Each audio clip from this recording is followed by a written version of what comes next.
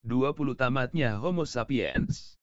Buku ini dimulai dengan menyajikan sejarah sebagai tahap selanjutnya dalam kontinuum fisika ke kimia dan ke biologi.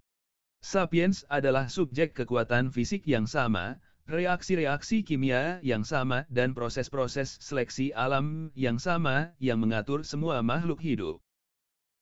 Seleksi alam mungkin telah memberi Homo sapiens ladang permainan yang jauh lebih besar ketimbang yang diberikan kepada organisme-organisme lain manapun, tetapi ladang permainan itu masih memiliki batas-batasnya sendiri. Implikasinya adalah bahwa, tak peduli apapun upaya dan pencapaian-pencapaian mereka, sapiens tidak mampu menerobos untuk bebas dari batasan-batasan biologis mereka yang sudah ditentukan. Akan tetapi, pada awal abad ke-21, ini tidak lagi benar, Homo sapiens sedang menembus batas-batas itu. Ia kini sedang mulai menerobos hukum seleksi alam, menggantinya dengan hukum desain inteligen. Selama hampir 4 miliar tahun, setiap organisme tunggal di muka bumi berevolusi sesuai kehendak seleksi alam. Bahkan, tak satu pun yang dirancang oleh satu pencipta inteligen. Jerapah, misalnya, mendapatkan leher panjang berkat kompetisi di antara jerapah-jerapah kuno, bukan kehendak makhluk superinteligen. Proto-jerapah yang punya leher-leher lebih panjang punya akses pada makanan lebih banyak, sehingga menghasilkan lebih banyak keturunan ketimbang jerapah yang berleher pendek. Tidak ada satupun, tentu saja jerapah juga tidak, yang berkata, leher jenjang memungkinkan jerapah menjangkau daun-daun di puncak pohon. Ayo panjangkan lehernya. Keindahan teori Darwin adalah bahwa teori itu tidak membutuhkan asumsi suatu desainer pintar untuk menjelaskan bagaimana jerapah akhirnya memiliki leher-leher jenjang. Selama miliaran tahun, desain inteligen bahkan tidak menjadi opsi karena memang tidak ada inteligensia yang bisa mendesain sesuatu. Mikroorganisme, yang hingga masa mutakhir adalah satu-satunya makhluk hidup yang mampu mencapai prestasi-prestasi luar biasa. Satu mikroorganisme dalam satu spesies bisa memasukkan kode-kode genetika dari satu spesies yang berbeda sama sekali ke dalam selnya, dan karena itu mendapatkan kapabilitas baru, seperti resistensi pada antibiotik. Meskipun demikian, sejauh yang bisa kita ketahui, mikroorganisme tidak punya kesadaran, tidak punya tujuan hidup, dan tidak punya kemampuan untuk merencanakan ke depan. Pada tahap tertentu, organisme seperti jerapah, lumba-lumba, simpanse, dan Neanderthal berevolusi dalam hal kesadaran dan kemampuan untuk merencanakan ke depan. Namun, kalaupun Neanderthal berfantasi tentang unggas yang sangat gemuk dan bergerak lambat, sehingga dia bisa langsung mencaplok kapan pun dia lapar, dia tidak punya cara untuk mengubah fantasi itu menjadi realitas. Dia harus memburu burung yang sudah diseleksi secara alamiah. Rekahan pertama dalam rezim lama muncul sekitar 10.000 tahun lalu, saat revolusi agrikultur. Sapiens yang mengimpikan ayam gemuk bergerak lambat menemukan bahwa jika mereka mampu mengawinkan ayam jantan paling gemuk dengan ayam betina paling lamban, sebagian dari keturunannya akan gemuk dan lamban. Jika Anda mengawinkan sesama keturunannya, Anda bisa menghasilkan satu garis keturunan unggas yang gemuk dan lamban. Itu adalah ras ayam yang tak dikenal alam, yang diproduksi dengan desain inteligen bukan dari Tuhan, melainkan dari manusia. Tetap saja, dibandingkan dengan semua dewa yang super kuat, Homo sapiens memiliki keterampilan rancang terbatas. Sapiens bisa menggunakan pembiakan selektif untuk mengambil jalan memutar dan mengakselerasi proses-proses seleksi alam yang secara normal memengaruhi ayam, tetapi mereka tidak bisa memunculkan secara sempurna karakteristik-karakteristik baru yang absen dari lubuk genetik ayam liar. Dalam satu hal, hubungan antara Homo sapiens dan ayam serupa dengan banyak hubungan simbiosis lain yang begitu sering muncul sendiri di alam. Sapiens menggunakan tekanan-tekanan selektif pada ayam sehingga menyebabkan ayam yang gemuk dan lamban berbiak, sebagaimana lebah-lebah penyerbuk memilih bunga sehingga menyebabkan bunga-bunga berwarna cerah yang berbiak. Kini, Rezim 4 miliar tahun seleksi alam menghadapi tantangan yang sama sekali berbeda. Dalam laboratorium-laboratorium di seluruh dunia, para ilmuwan sedang merekayasa makhluk hidup. Mereka menabrak hukum-hukum seleksi alam dengan kekebalan, yang bahkan tak bisa dikendalikan oleh karakteristik asli organisme. Eduardo Cache, seorang seniman biologi Brasil, memutuskan pada tahun 2000 untuk menciptakan satu karya seni baru, seekor kelinci hijau berpijar. Cache mengontak sebuah laboratorium Prancis dan menawarkannya upah untuk merekayasa kelinci yang gemerlap sesuai spesifikasi-spesifikasi yang ditentukannya. Para ilmuwan Prancis mengambil embrio kelinci putih biasa-biasa saja, menanam ke dalam DNA-nya satu gen yang diambil dari ubur-ubur hijau gemerlap dan voila. Seekor kelinci hijau gemerlap untuk Le Monsieur. Cache menamainya kelinci alba. Mustahil untuk menjelaskan eksistensi alba dalam hukum seleksi alam. Ia adalah produk desain inteligen. Ia juga pelopor binatang-binatang yang akan muncul. Jika potensi yang ditunjukkan alba terwujud sepenuhnya, dan jika manusia tidak melenyapkan dirinya, revolusi saintifik mungkin membuktikan diri jauh lebih hebat dari sekadar revolusi historis. Ia mungkin akan muncul sebagai revolusi biologis paling penting sejak munculnya kehidupan di bumi. Setelah 4 miliar tahun seleksi alam, alba berdiri di ambang sebuah era kosmis baru, yang di dalamnya kehidupan akan diatur oleh desain inteligen.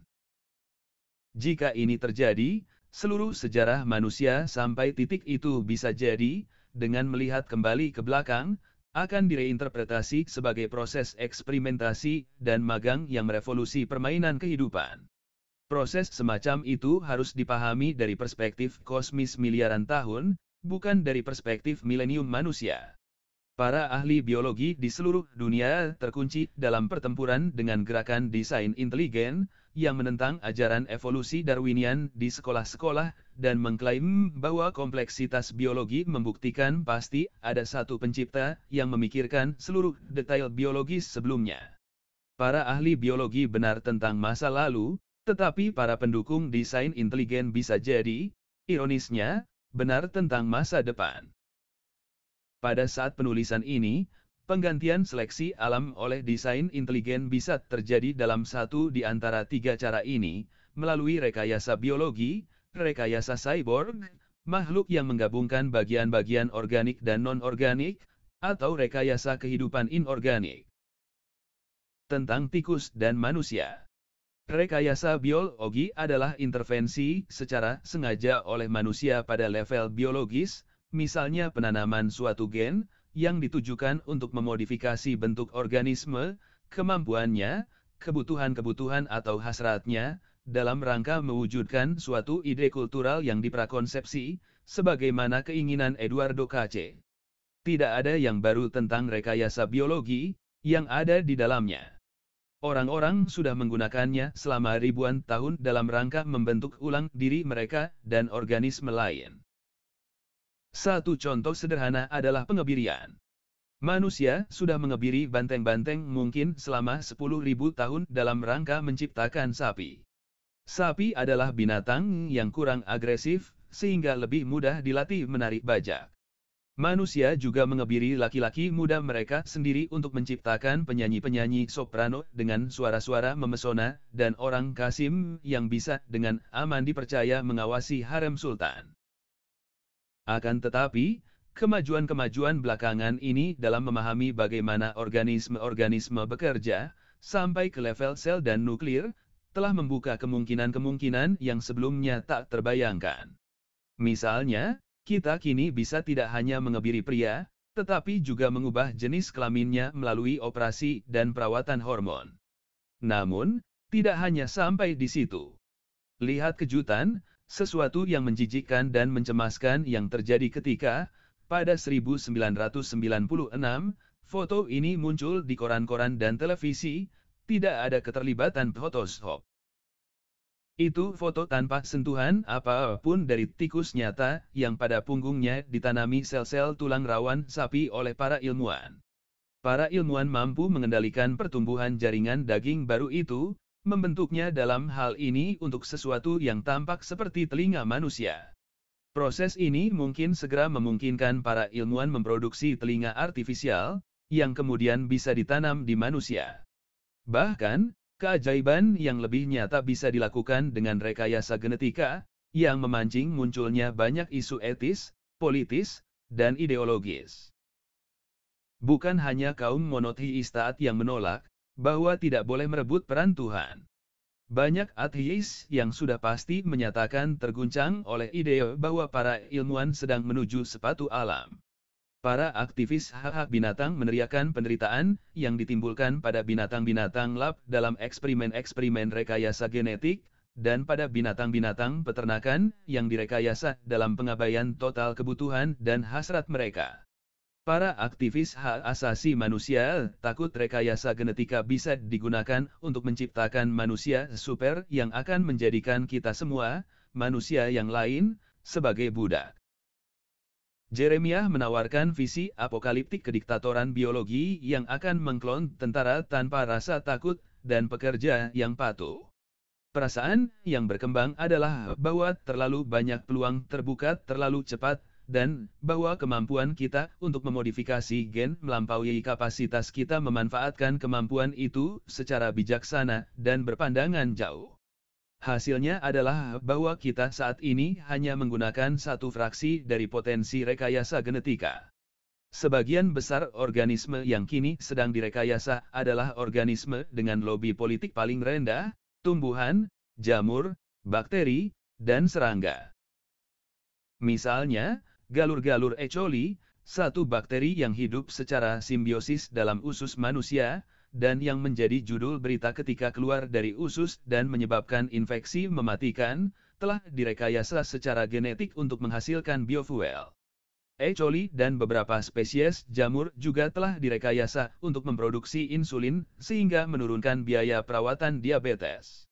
Satu gen yang diekstrak dari ikan Arktik sudah dimasukkan ke dalam kentang, menjadikannya tumbuhan yang lebih tahan beku. Beberapa mamalia juga sudah menjadi sasaran rekayasa genetika. Setiap tahun industri susu menderita kerugian miliaran dolar akibat mastitis, sebuah penyakit yang menyerang ambing sapi perah. Para ilmuwan kini sedang bereksperimen dengan sapi-sapi yang sudah direkayasa, yang susunya mengandung lysoptaphin, satu zat biokimia dengan kemampuan menyerang bakteri yang menyebabkan penyakit. Industri babi, yang menderita akibat turunnya penjualan karena konsumen waspada dengan lemak tak sehat dalam daging babi, memiliki harapan galur babi yang masih dieksperimen dicangkoki dengan material genetik dari cacing. Gen-gen baru itu menyebabkan babi mengubah asam lemak omega-6 yang buruk menjadi sepupunya yang sehat. Omega-3 generasi berikutnya rekayasa genetika akan menjadikan babi yang memiliki lemak bagus tampak seperti mainan anak-anak. Para ahli genetika telah berhasil tidak hanya memperbesar 6 kali lipat rata-rata harapan hidup cacing, tetapi juga merekayasa tikus genius yang menunjukkan memori yang jauh lebih bagus dan kemampuan belajar. Vole adalah binatang kecil dalam ordo Rodentia menyerupai tikus, dan sebagian varietasnya campur aduk. Namun, ada satu spesies yang di dalamnya pejantan dan betinanya membentuk hubungan monogami dan awet. Para ahli genetika mengklaim telah mengisolasi gen-gen yang bertanggung jawab atas monogami vole. Jika penambahan satu gen bisa mengubah seekor vole Don Juan menjadi suami yang loyal dan pencinta, apakah kita masih jauh dari kemampuan merekayasa secara genetika tidak hanya kemampuan individual binatang pengerat dan manusia, tetapi juga struktur-struktur sosialnya? Kembalinya Neanderthal. Akan tetapi, para ahli genetika tidak hanya ingin mentransformasi garis keturunan makhluk hidup. Mereka bermaksud menghidupkan kembali makhluk yang sudah punah juga. Dan, bukan hanya dinosaurus, seperti dalam Jurassic Park. Satu tim ilmuwan Rusia, Jepang, dan Korea belum lama ini telah memetakan genom mamut kuno, yang ditemukan membeku di es Siberia. Mereka kini berencana mengambil satu sel telur yang sudah difertilisasi dari gajah masa kini, menggantikan DNA gajah dengan DNA mamut yang sudah direkonstruksi, dan menanam sel telur itu dalam rahim seekor gajah. Setelah sekitar 22 bulan, mereka berharap mamut pertama setelah 5.000 tahun akan lahir. Akan tetapi, kenapa harus berhenti pada mamut? Profesor George Church dari Universitas Harvard baru-baru ini mengemukakan bahwa, dengan rampungnya proyek genom Neanderthal, kita kini bisa menanam DNA Neanderthal yang sudah direkonstruksi ke dalam sel telur sapiens, sehingga memproduksi anak Neanderthal pertama dalam 30.000 tahun. Church mengklaim bahwa dia bisa melakukan pekerjaan itu untuk recehan $30 juta. Beberapa perempuan sudah siap menjadi relawati sebagai ibu pengganti. Untuk apa kita butuh Neanderthal? Sebagian berpendapat bahwa jika kita bisa mempelajari kehidupan Neanderthal, kita bisa menjawab sebagian pertanyaan paling menggelitik tentang asal-usul dan keunikan Homo sapiens. Dengan membandingkan Neanderthal dengan otak manusia, dan memetakan di mana perbedaan strukturnya, mungkin kita bisa mengidentifikasi perubahan biologis apa yang menghasilkan kesadaran sebagaimana yang kita alami. Ada alasan etis juga, sebagian berpandangan bahwa, jika Homo sapiens bertanggung jawab atas punahnya Neanderthal, maka sapiens juga punya tugas moral untuk membangkitkannya kembali. Dan, keberadaan Neanderthal di sekeliling kita mungkin berguna juga. Banyak kalangan industri yang akan dengan senang hati membayar satu Neanderthal untuk melakukan pekerjaan kasar sapiens. Akan tetapi, mengapa berhenti pada Neanderthal? Mengapa tidak kembali pada papan tulis dan Tuhan dan mendesain sapiens yang lebih bagus? Kemampuan, kebutuhan, dan hasrat Homo sapiens memiliki basis genetika, dan genom sapiens tidak lebih rumit ketimbang vole dan tikus. Genom tikus terdiri dari sekitar 2,5 miliar basis nukleo, genom sapiens sekitar 2,9 miliar basis, berarti yang kedua hanya 14% lebih besar.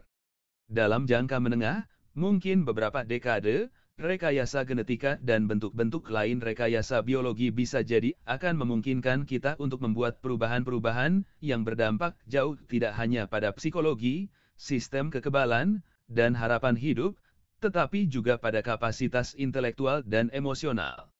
Jika rekayasa genetika bisa menciptakan tikus genius, mengapa tidak manusia genius?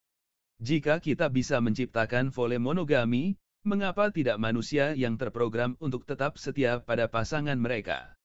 Revolusi kognitif yang mengubah Homo sapiens dari kera yang tidak signifikan menjadi penguasa dunia tidak mengharuskan perubahan apapun yang berarti dalam psikologi, atau bahkan dalam ukuran dan bentuk eksternal otak sapiens. Tampaknya yang dibutuhkan tak lebih dari beberapa perubahan kecil pada struktur otak internal. Mungkin perubahan kecil lainnya sudah cukup untuk memantik revolusi kognitif kedua, menciptakan satu jenis kesadaran yang sama sekali baru, dan mentransformasi Homo sapiens menjadi sesuatu yang berbeda sama sekali.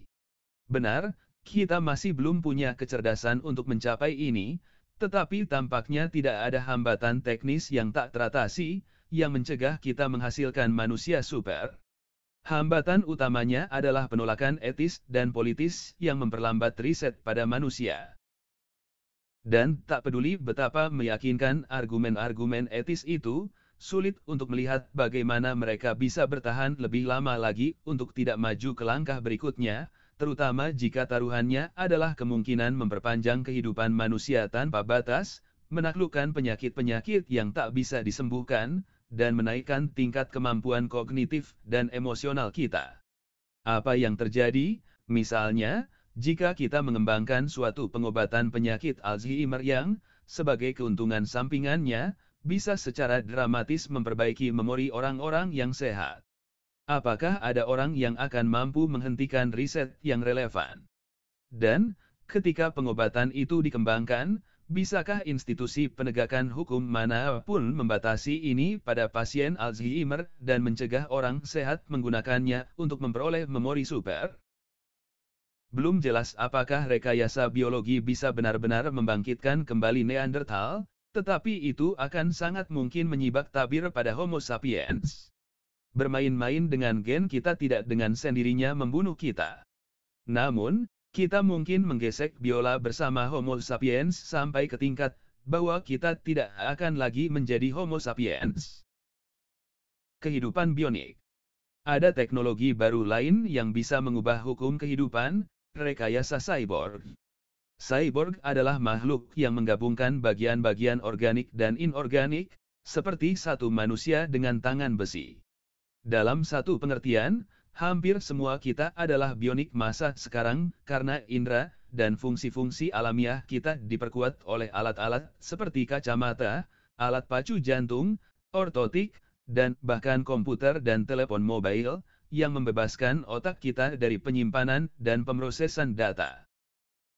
Kita sudah berdiri di ambang menjadi cyborg yang sesungguhnya memiliki fitur-fitur inorganik yang tak terpisahkan dari tubuh kita, fitur-fitur yang memodifikasi kemampuan kita, hasrat-hasrat, personalitas, dan identitas kita. The Defense Advanced Research Projects Agency, DARPA, sebuah badan riset militer Amerika Serikat sedang mengembangkan cyborg dari serangga. Idenya adalah menanam chip, detektor, dan prosesor elektronik dalam tubuh lalat atau kecoa, yang akan memungkinkan seorang manusia atau operator otomatis mengendalikan gerakan serangga itu dari jauh dan menyerap serta mentransmisi informasi. Lalat semacam itu bisa hinggap di tembok markas besar musuh, menguping rahasia percakapan yang paling rahasia, dan jika tidak tertangkap oleh laba-laba, lalat itu bisa menginformasikan secara tepat apa yang direncanakan oleh musuh. Pada 2006, Pusat Pertempuran Bawah Laut Angkatan Laut Amerika Serikat, NUE, melaporkan niatnya untuk mengembangkan cyborg hiu, dengan mendeklarasikan, NUE sedang mengembangkan suatu penanda ikan dengan tujuan mengontrol perilaku binatang yang ditandai via penanaman neuron. Para pengembang berharap bisa mengidentifikasi ladang-ladang elektromagnetik yang ditimbulkan oleh kapal selam dan ranjau, yang mengeksploitasi kapabilitas deteksi magnetik alamiah atas hiu-hiu, yang unggul di atas semua detektor buatan manusia manapun. Sapiens juga sedang diubah menjadi cyborg. Generasi terbaru alat bantu dengar terkadang disebut sebagai telinga bionik. Alat itu terdiri dari satu cangkokan yang menyerap suara melalui mikrofon yang ditempatkan di bagian luar telinga. Cangkokan itu menyaring suara, mengidentifikasi suara manusia, dan menerjemahkannya ke dalam sinyal elektrik yang dikirim langsung ke saraf auditori pusat dan dari sana ke otak. Cangkokan retina, sebuah perusahaan Jerman yang disponsori pemerintah, sedang mengembangkan retina buatan yang bakal memungkinkan orang buta mendapatkan penglihatan parsial. Prosesnya mencakup pencangkokan sebuah mikrochip dalam mata pasien. Sel-sel foto menangkap cahaya yang jatuh di mata dan mentransformasikan ke energi listrik, yang menstimulasi sel-sel saraf dalam retina yang masih utuh. Impuls-impuls saraf dari sel-sel ini menstimulasi otak. Di sana impuls-impuls itu diterjemahkan menjadi pandangan. Saat ini teknologi tersebut memungkinkan pasien mengorientasi diri dalam ruang, mengidentifikasi huruf, dan bahkan mengenali wajah. Jesse Sullivan, seorang tukang listrik Amerika, kehilangan kedua tangannya sampai bahu dalam kecelakaan pada 2001. Kini, dia menggunakan dua tangan bionik, hadiah dari Institut Rehabilitasi Chicago. Fitur istimewa tangan baru Jesse adalah bahwa keduanya dioperasikan dengan pikiran saja. Sinyal-sinyal neuron yang tiba dari otak Jesse diterjemahkan dengan mikrokomputer menjadi perintah elektrik, dan tangan bergerak. Ketika Jesse ingin mengangkat tangan, dia melakukan apa yang dilakukan tanpa sadar oleh orang normal, tangan naik. Kedua tangan ini bisa melakukan gerakan yang jauh lebih terbatas ketimbang tangan organik, tetapi memungkinkan Jesse untuk melakukan fungsi-fungsi harian yang sederhana. Tangan bionik serupa belum lama ini sudah dipasang untuk Claudia Mitchell, tentara Amerika yang kehilangan tangan dalam kecelakaan sepeda motor. Para ilmuwan percaya bahwa kita akan segera memiliki tangan bionik yang tidak hanya akan bergerak kalau diperintahkan untuk bergerak, tetapi juga akan mampu mengirim sinyal kembali ke otak, sehingga memungkinkan orang yang diamputasi mendapatkan kembali sensasi sentuhan. Saat ini tangan-tangan bionik adalah pengganti buruk untuk tangan orisinal organik, tetapi ada potensi untuk pengembangan tak terbatas. Tangan-tangan bionik, misalnya, bisa dibuat jauh lebih kuat ketimbang tangan organik sehingga membuat bahkan seorang juara tinju merasa seperti seorang yang lemah. Lebih dari itu, tangan-tangan bionik memiliki keunggulan bahwa tangan-tangan itu bisa diganti setiap beberapa tahun atau dilepas dari tubuh dan dioperasikan dari jauh. Para ilmuwan dari Universitas Duke di North Carolina belum lama ini mendemonstrasikan ini dengan kerah khusus yang otaknya sudah dicangkoki sejumlah elektroda. Elektroda-elektroda itu mengumpulkan sinyal dari otak dan mentransmisinya ke alat-alat eksternal. Monyet itu sudah dilatih untuk mengontrol tangan dan kaki bionik lepas melalui pikiran saja. Satu kera bernama Aurora belajar untuk mengontrol dengan pikiran satu tangan bionik lepas sambil secara simultan menggerakkan kedua tangan organiknya. Seperti Dewi Hindu, Aurora kini memiliki 3 tangan, dan semua tangannya bisa diletakkan di ruang-ruang berbeda, atau bahkan di kota yang berbeda. Dia bisa duduk di lap North Carolina, menggaruk punggung dengan satu tangan, menggaruk kepala dengan tangan kedua, dan secara simultan mencuri sebuah pisang di New York, meskipun kemampuan untuk makan buah curian dari jarak jauh masih mimpi. Kerah khusus lainnya, Idoya, meraih ketenaran di seluruh dunia pada tahun 2008 ketika dia mengontrol dengan pikirannya sepasang 2 kaki bionik di Kyoto, Jepang, dari kursinya di North Carolina. Kedua kaki itu memiliki berat 20 kali berat Idoya. Sindrom terkunci di dalam adalah kondisi ketika seseorang kehilangan semua atau hampir semua kemampuannya untuk menggerakkan bagian manapun tubuhnya, sedangkan kemampuan kognisinya tetap utuh. Para pasien yang menderita sindrom ini sampai sekarang mampu berkomunikasi dengan dunia luar hanya melalui gerakan kecil mata. Namun, beberapa pasien sudah memiliki elektroda-elektroda pengumpul sinyal otak yang dicangkokkan dalam otak mereka. Upaya-upaya sedang dilakukan untuk menerjemahkan sinyal-sinyal tersebut tidak semata-mata menjadi gerakan, tetapi juga menjadi kata-kata.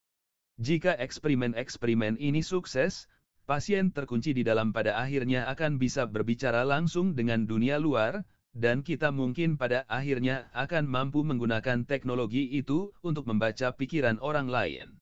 Meskipun demikian, dari semua proyek yang sedang dikembangkan, yang paling revolusioner adalah upaya untuk merancang antarmuka komputer otak 2 arah, yang akan memungkinkan komputer membaca sinyal-sinyal elektrik otak manusia, dengan mentransmisi secara simultan sinyal-sinyal yang bisa dibaca otak.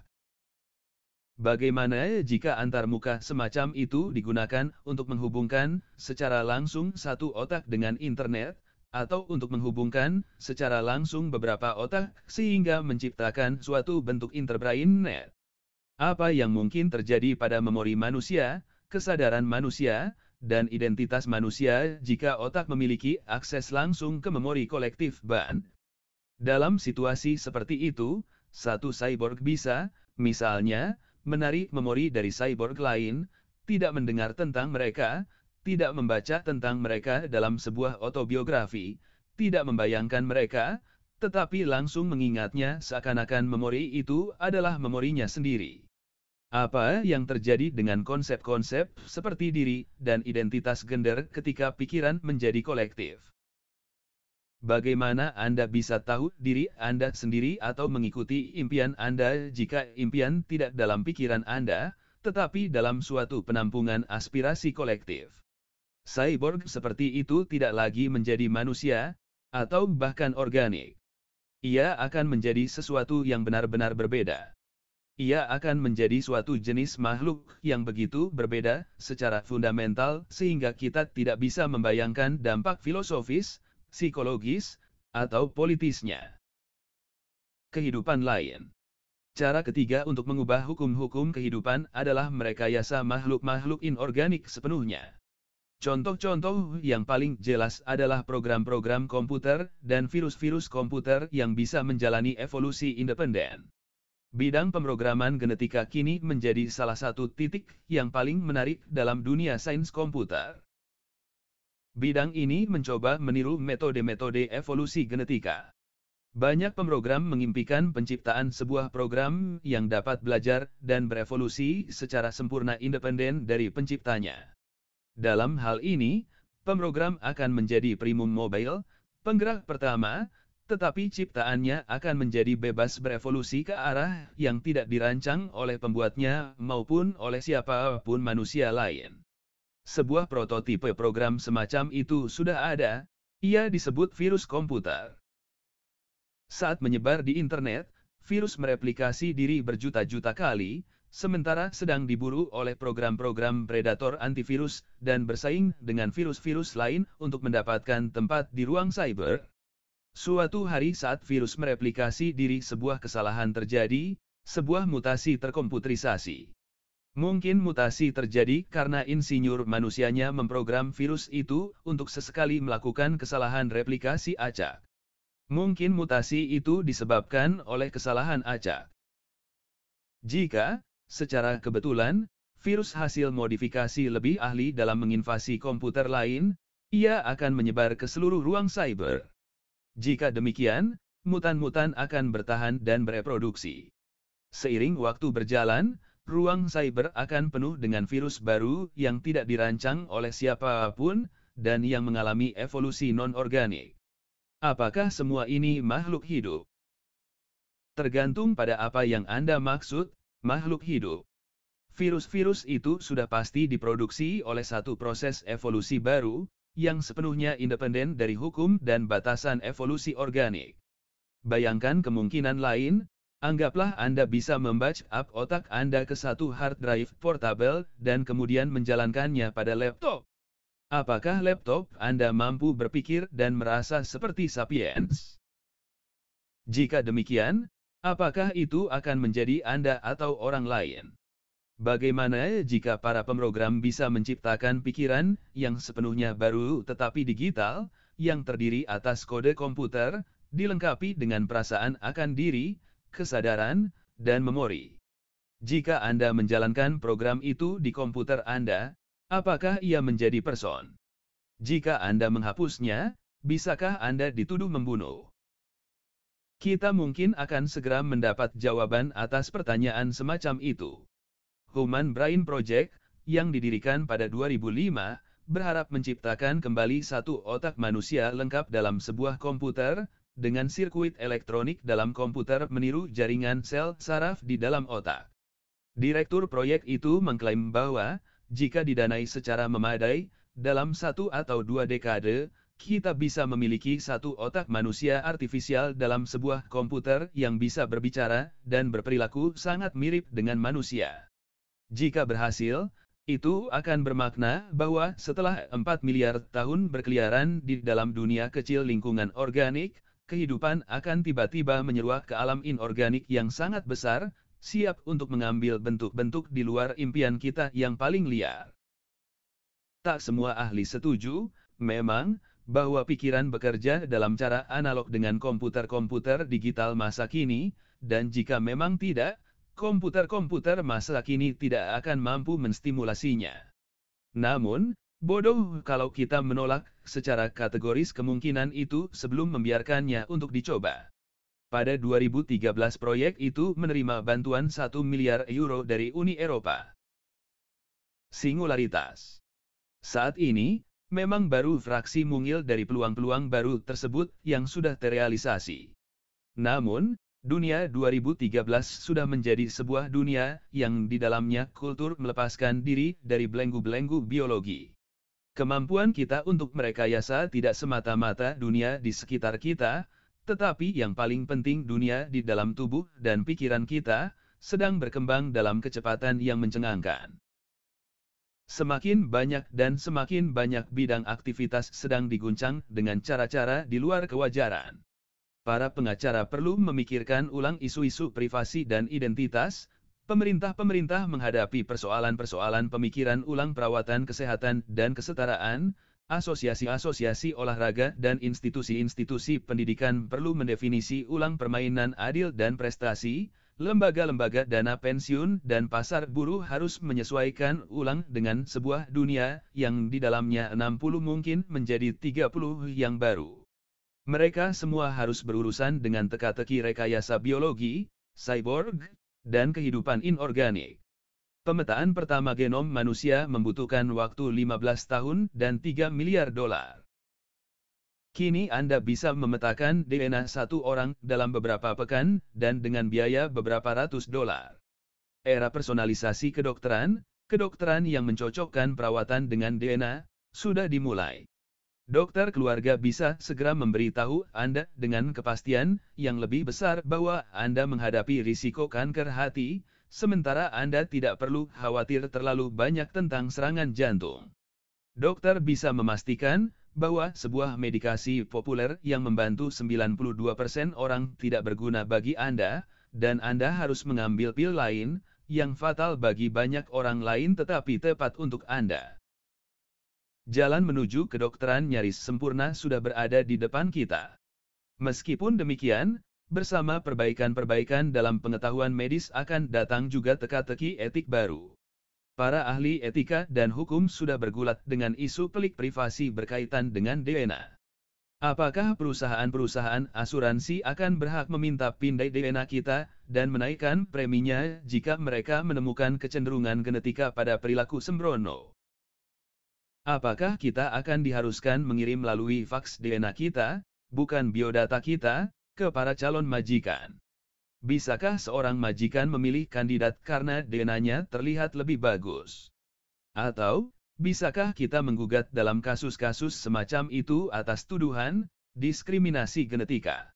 Bisakah sebuah perusahaan yang mengembangkan makhluk baru atau organ baru mendaftarkan paten atas deretan DNA-nya? Jelas bahwa orang bisa memiliki ayam khas, tetapi bisakah memiliki spesies secara keseluruhan? Dilema semacam itu tidak ada apa-apanya dengan implikasi-implikasi etis, sosial, dan politis dari proyek Gilgamesh, dan potensi kemampuan-kemampuan baru kita untuk menciptakan manusia super. Deklarasi Hak Asasi Manusia, program medis pemerintah di seluruh dunia, program-program asuransi kesehatan nasional, dan konstitusi nasional di seluruh dunia mengakui bahwa satu masyarakat manusia harus memberi semua anggotanya perawatan medis yang adil dan menjaga mereka dalam kondisi kesehatan yang relatif baik. Itu semua baik-baik saja sepanjang kedokteran berurusan terutama pada pencegahan dan pengobatan sakit. Apa yang mungkin terjadi ketika kedokteran menjadi sibuk dengan penguatan kemampuan manusia? Akankah semua manusia berhak mendapatkan kemampuan-kemampuan yang sudah diperkuat semacam itu? Atau akankah ada suatu elit baru manusia super? Dunia modern akhir kita membanggakan diri pada pengakuan, untuk kali pertama dalam sejarah, kesetaraan dasar semua manusia, tetapi ia mungkin terdorong untuk menciptakan masyarakat yang paling tidak setara di antara semua masyarakat. Sepanjang sejarah, kelas-kelas atas selalu mengklaim sebagai lebih pintar, lebih kuat, dan umumnya lebih baik ketimbang kelas bawah. Mereka biasanya mendelusi diri. Seorang bayi yang lahir dalam keluarga petani miskin berkemungkinan menjadi sama pintarnya dengan putra mahkota. Dengan bantuan kapabilitas baru kedokteran, kehendak kelas-kelas atas mungkin segera menjadi realitas objektif. Ini bukan fiksi sains. Sebagian besar plot fiksi sains menggambarkan suatu dunia yang di dalamnya sapiens, yang identik dengan kita, menikmati teknologi superior seperti pesawat ruang angkasa berkecepatan cahaya dan senjata-senjata laser. Dilema etik dan politik yang pokok pada plot-plot ini diambil dari dunia kita sendiri, dan semata-mata hanya menciptakan ketegangan emosional dan sosial terhadap latar futuristik. Namun, potensi real teknologi-teknologi masa depan adalah mengubah Homo sapiens itu sendiri, termasuk emosi dan hasrat kita, dan bukan semata-mata kendaraan-kendaraan dan senjata-senjata kita. Apalah artinya pesawat ruang angkasa kalau dibandingkan dengan cyborg yang muda selamanya, yang tidak berbiak dan tidak punya seksualitas, yang bisa membagi pikiran langsung kepada makhluk lain, yang kemampuan-kemampuannya untuk fokus dan mengingat ribuan kali lebih besar daripada kemampuan kita, dan yang tidak pernah marah atau sedih, tetapi memiliki emosi dan hasrat yang belum bisa kita bayangkan. Fiksi sains jarang menggambarkan masa depan semacam itu karena sebuah deskripsi akurat, per definisi tak bisa dipahami. Menghasilkan sebuah film tentang kehidupan super cyborg mirip dengan memproduksi Hamlet untuk audiens Neanderthal. Sungguh, para penguasa masa depan dunia mungkin semakin berbeda dari kita ketimbang Neanderthal. Sementara kita dan Neanderthal kurang lebih adalah manusia, sedangkan para pewaris kita akan seperti dewa. Para ahli fisika mendefinisikan Big Bang sebagai sebuah singularitas. Itu adalah sebuah titik yang padanya semua hukum alam yang sudah diketahui tidak ada. Waktu juga tidak ada. Jadi, tak bermakna mengatakan ada sesuatu sebelum Big Bang. Kita mungkin cepat mendekati sebuah singularitas baru, ketika semua konsep yang memberi makna pada dunia kita, saya, Anda, laki-laki, perempuan, cinta dan benci, akan segera tidak relevan. Segala yang terjadi di luar titik itu tidak punya makna bagi kita. Nubuat Frankenstein. Pada 1818, Mary Shelley menerbitkan Frankenstein, kisah tentang seorang ilmuwan yang menciptakan makhluk artifisial yang tak terkendali dan membuat kekacauan. Dalam 2 abad terakhir, cerita yang sama telah diceritakan berulang-ulang dalam versi-versi yang tak terhitung jumlahnya. Ia telah menjadi pilar utama mitologi saintifik baru kita. Pada mulanya, cerita Frankenstein tampaknya mengingatkan kepada kita bahwa jika kita mencoba bermain menjadi Tuhan dan insinyur kehidupan, kita akan menerima hukuman yang sangat hebat. Namun, kisah itu memiliki makna yang lebih dalam. Mitos Frankenstein menghadapkan Homo sapiens pada fakta bahwa hari-hari akhir sedang mendekat. Jika tidak ada intervensi nuklir atau bencana ekologis, demikian menurut cerita itu, kecepatan perkembangan teknologi akan segera menuju penggantian Homo sapiens dengan makhluk yang sama sekali berbeda, yang memiliki tidak hanya jiwa yang berbeda, tetapi juga sesuatu yang bakal membingungkan sebagian besar sapiens. Kita suka mempercayai bahwa pada masa depan orang-orang seperti kita akan bepergian dari planet ke planet dengan pesawat ruang angkasa. Kita tidak suka berkontemplasi tentang kemungkinan bahwa pada masa depan, makhluk-makhluk dengan emosi-emosi dan identitas-identitas seperti kita tidak akan ada lagi, dan tempat kita akan digantikan oleh bentuk-bentuk kehidupan alien, yang kemampuannya membuat kemampuan kita tidak ada apa-apanya. Bisa saja kita menemukan kenyamanan dengan ide bahwa Dr. Frankenstein menciptakan sebuah monster mengerikan, yang harus kita hancurkan dalam rangka menyelamatkan diri. Kita suka mengisahkan cerita dengan cara itu, karena itu mengimplikasikan bahwa kita adalah yang terbaik di antara semua makhluk, bahwa tidak pernah dan tidak akan pernah ada sesuatu yang lebih baik dari kita. Setiap upaya untuk memperbaiki kita akan gagal dengan sendirinya karena, sekalipun tubuh kita mungkin membaik, Anda tidak bisa menyentuh jiwa manusia. Kita akan kesulitan menelan fakta bahwa para ilmuwan bisa merekayasa jiwa sebagaimana tubuh, sehingga Dr. Frankenstein masa depan bisa menciptakan sesuatu yang benar-benar superior di atas kita, sesuatu yang akan memandang rendah kita sebagaimana kita memandang rendah Neanderthal. Kita tidak bisa yakin apakah Frankenstein masa kini benar-benar akan mengisi nubuat ini. Masa depan tidak diketahui, dan akan mengejutkan jika ramalan-ramalan dari beberapa halaman terakhir terwujud sepenuhnya. Sejarah mengajarkan kepada kita apa yang tampak hanya berada di sudut terpencil mungkin tidak pernah terwujud karena hambatan-hambatan yang tak terlihat, dan bahwa skenario lain yang tak terbayangkan akan benar-benar datang. Ketika abad nuklir meletus pada 1940-an, banyak ramalan yang dibuat tentang masa depan dunia nuklir pada 2000. Ketika Sputnik dan Apollo 11 menembakkan imajinasi dunia, semua orang mulai meramal bahwa pada akhir abad, orang akan hidup di koloni-koloni ruang angkasa di Mars dan Pluto. Beberapa dari ramalan-ramalan ini terwujud. Di sisi lain, tak seorang pun meramalkan internet.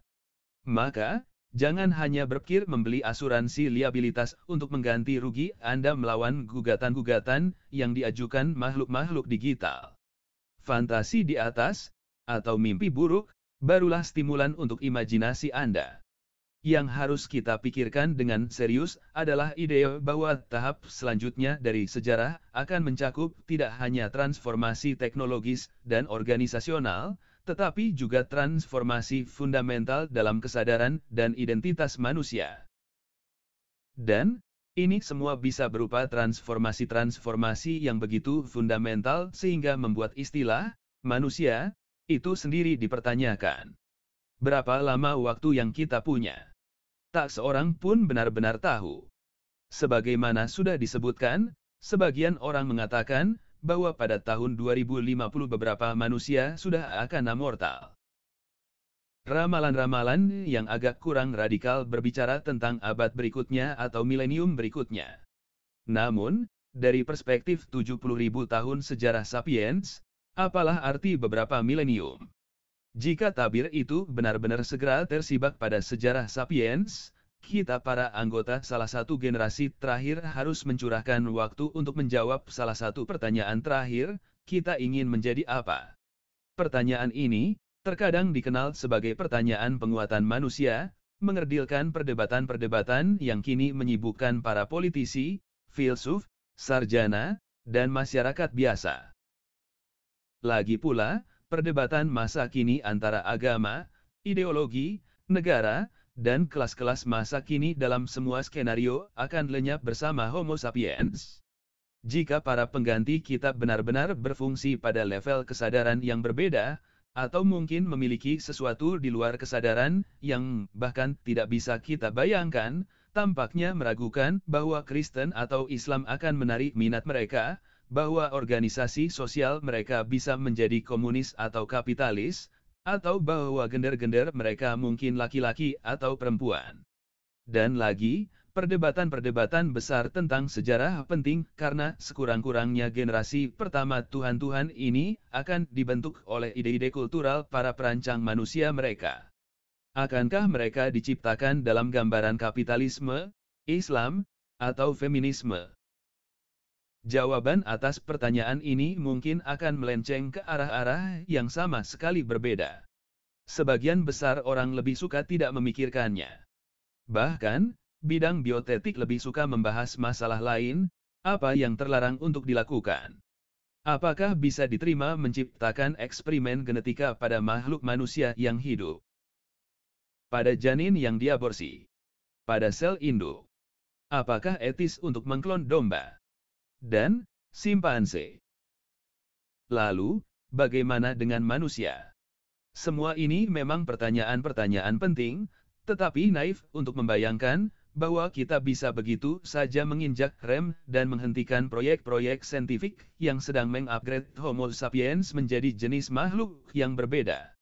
Sebab, proyek-proyek ini tak terpisahkan, menyatu dengan proyek Gilgamesh. Tanyalah para ilmuwan mengapa mereka mempelajari genom, atau berusaha menghubungkan otak dengan komputer, atau berusaha menciptakan pikiran dalam sebuah komputer. 9 dari 10 kali Anda akan mendapat jawaban standar yang sama, kami sedang melakukannya untuk mengobati penyakit dan menyelamatkan kehidupan manusia. Sekalipun implikasi-implikasi dari penciptaan pikiran dalam komputer jauh lebih dramatis dari pengobatan penyakit psikiatris, ini adalah justifikasi standar yang diberikan karena tak seorang pun bisa melawannya. Itulah kenapa proyek Gilgamesh adalah andalan sains. Ia berfungsi menjustifikasi segala hal yang dilakukan sains. Punggung babi Dr. Frankenstein di atas pundak Gilgamesh. Karena mustahil untuk menghentikan Gilgamesh, tidak mungkin pula menghentikan Dr. Frankenstein. Satu-satunya hal yang bisa kita coba lakukan adalah memengaruhi arah yang sedang mereka tempuh. Karena kita mungkin akan segera mampu merekayasa hasrat-hasrat kita juga, mungkin pertanyaan realnya yang kita hadapi bukanlah, kita ingin menjadi apa. Tetapi, kita menginginkan apa. Mereka yang tidak tergugah oleh pertanyaan ini mungkin memang belum pernah cukup memikirkannya.